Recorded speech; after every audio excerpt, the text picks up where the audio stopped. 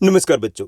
आज हम पढ़ने और समझने वाले हैं क्लास 9th हिंदी की हमारी वर्कशीट नंबर 46 यानी कार्यपत्रक संख्या 46 को। यह आपकी 1 नवंबर 2021 की वर्कशीट रहेगी। आज की इस बेहद आसान सी वर्कशीट में दो बैलों की कथा पाठ में से एक छोटा सा गद्यांश दिया गया है। इस गद्यांश को हमें पढ़ना है, समझना है और इस पर आधारित कुछ आसान से प्रश्न है जिनको हमें हल करना है। तो चलिए शुरुआत करते हैं हम आज की इस रिवीजन वर्कशीट की। ये रिवीजन वर्कशीट इसलिए क्योंकि इस चैप्टर को हम पहले डिस्कस कर चुके हैं डिटेल में। अब क्योंकि आपके एग्जाम पास में आने वाले, इसलिए हम बाकी जितने भी चैप्टर्स हमने किए उन सभी को अब एक एक करके रिवाइज करने वाले हैं।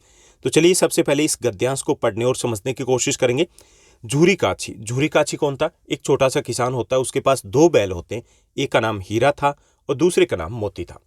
दोनों बैल पछाई जाते के थे, देखने में बेहद सुंदर थे, काम में चौकस, चौकस मतलब अलर्ट कह लीजिए, एक्टिव कह लीजिए, काफी ज्यादा एक्टिव होते हैं और डील में काफी ऊंचे थे, शरीर में काफी ज्यादा ऊंचे थे। यानी कि कुल मिलाकर के कह सकते हैं कि दोनों बैल थे, देखने में काफी आकर्षक लगते थे। बहुत साथ साथ रहते, दोनों में भाईचारा हो गया था क्योंकि दोनों बैल एक साथ काम करते थे, एक ही जगह उनको बांधा जाता था, एक ही जैसा चारा उनको दिया जाता था। तो साथ साथ रहते दोनों में भाईचारा हो जाता है, प्यार हो जाता है, लगाव हो जाता है, एक दूसरे को अपना समझने लगते हैं, अपनापन आ जाता है। दोनों आमने सामने या साथ साथ बैठे हुए एक दूसरे से मूक भाषा में विचार विनिमय करते थे।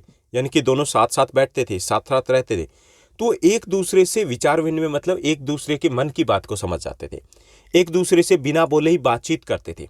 और ये जो बातचीत कैसे समझते थे, इसके बारे में हम कुछ नहीं कह सकते कि मन की बात को कैसे समझ जाते थे। हाँ, एक चीज अच्छी थी कि अवश्य उनमें कोई ऐसी शक्ति थी जिससे जीवों में श्रेष्ठता का दावा करने वाला मनुष्य भी वंचित है।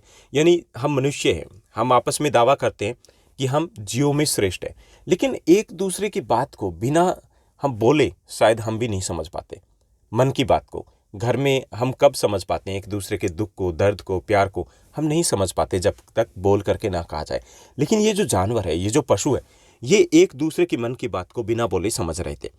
दोनों एक दूसरे को चाट कर या सूंघ कर अपना प्रेम प्रकट करते थे।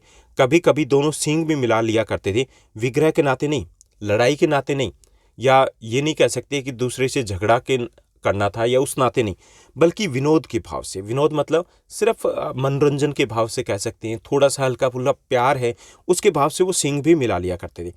आत्मीयता के भाव से, जैसे दोस्तों में घनिष्ठता होती धूल धप्पा होने लगता है। जैसे कि हम बेस्ट फ्रेंड होते हैं, तो बेस्ट फ्रेंड होते ही टांग खिंचाई शुरू हो जाती है, एक दूसरे को थोड़ा सा तंग करते हैं, टीज करते हैं, तो उसी भाव से ये कभी कभी आपस में सींग भी मिला लिया करते थे। तो ये था हमारा छोटा सा गद्यांश। अब इसी पर आधारित रहेंगे हमारे कुछ प्रश्न। चलिए इनको हल करते हैं। हमारा पहला प्रश्न दिया गया कि प्रस्तुत गद्यांश किस पाठ से लिया गया, ये हमें बताना है। तो चार विकल्प दिए गए। पहला लासा की ओर पाठ से, दूसरा पाठ है दो बैलों की कथा, तीसरा जो विकल्प है बचपन, चौथा जो विकल्प दिया गया इनमें से कोई नहीं। तो यहाँ पर सही जो करेक्ट आपका आंसर रहेगा वो रहेगा दो बैलों की कथा। इस पाठ से एक गद्यांश लिया गया। दूसरा प्रश्न देखिए, प्रस्तुत गद्यांश के लेखक का नाम क्या है, यह हमें बताना है। तो पहला विकल्प है कामतानाथ जी, दूसरा प्रेमचंद जी, तीसरा राहुल सांकृत्यायन, चौथा विकल्प दिया गया महादेवी वर्मा। तो इसमें करेक्ट जो आपका आंसर रहेगा वो रहेगा ख, प्रेमचंद। उसके बाद तीसरा जो प्रश्न दिया गया दो बैलों की कथा में से ही दिया गया कि दोनों बैल देखने में कैसे थे। तो इसका आंसर जो हम आगे डिस्कस करेंगे। वैसे दोनों बैल पछाई जाते के थे, देखने में सुंदर थे, डील में ऊंचे थे और एक्टिव थे, चौकस थे। ठीक। उसके बाद चौथा प्रश्न देखिए, दोनों बैल अपने प्रेम को कैसे जताते थे। पहला विकल्प है हमारा चाट कर या सूंघ कर, दूसरा देख कर, तीसरा रोक कर और चौथा खाना देकर। तो इसमें सही जो विकल्प रहेगा वो रहेगा क, चाट कर या सूंघ कर दोनों बैल अपने प्यार को, अपने प्रेम को दर्शाते थे। उसके बाद पांचवा और छठा प्रश्न है। चलिए इन प्रश्नों को हल करते हैं। सबसे पहले हमें तीसरे प्रश्न को हल करना है। तीसरा हमारा प्रश्न दिया गया दोनों बैल देखने में कैसे थे। तो हीरा और मोती पछाई जाते के थे, देखने में सुंदर, काम में चौकस और डील में ऊंचे थे। ठीक। उसके बाद पांचवा प्रश्न देखिए, क्योंकि चौथा प्रश्न हमने ऊपर कर लिया एमसीक्यूज। उसके बाद पांचवा प्रश्न है उनके स्वभाव की विशेषताओं का वर्णन कीजिए। किनके स्वभाव की? हीरा और मोती के स्वभाव की विशेषताओं को बताना है। तो हीरा और मोती अपने मालिक से बहुत प्यार करते थे, दोनों बहुत मेहनती हैं और मोती के स्वभाव में उग्रता अधिक थी, यानी कि थोड़ा गुस्सेल ज्यादा है। वह तो घर की मालकिन को भी सींग मारने की बात करता है, जबकि हीरा में अधिक सहनशीलता थी। ऐसे कई अवसर आए जब उसने धीरे का परिचय दिया था। यानी कि ये हो गया उनकी विशेषता, यानी कि दोनों अपने मालिक से प्रेम करते हैं, आपस में भी प्रेम करते हैं। जो हीरा है थोड़ा से गर्म स्वभाव का है, जो मोती है वो थोड़ा सा गर्म स्वभाव का है, जबकि हीरा है वो ठंडे मन का है, ठंडे दिमाग का है, उसमें सहनशीलता ज्यादा है। उसके बाद छठे प्रश्न को देखिए। छठा हमारा प्रश्न दिया गया कि अवश्य उनमें ऐसी कोई शक्ति थी जिसमें जीवों में श्रेष्ठता का दावा करने वाला मनुष्य वंचित है। इस पंक्ति का आशय बताना, इसका अर्थ क्या है। तो यहाँ लेखक आशय पशुओं के आपसी प्रेम से है।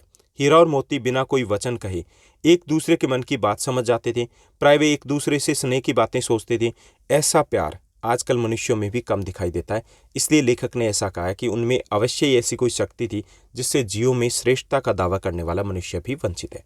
तो ये थी हमारी आज की बेहद आसान वर्कशीट।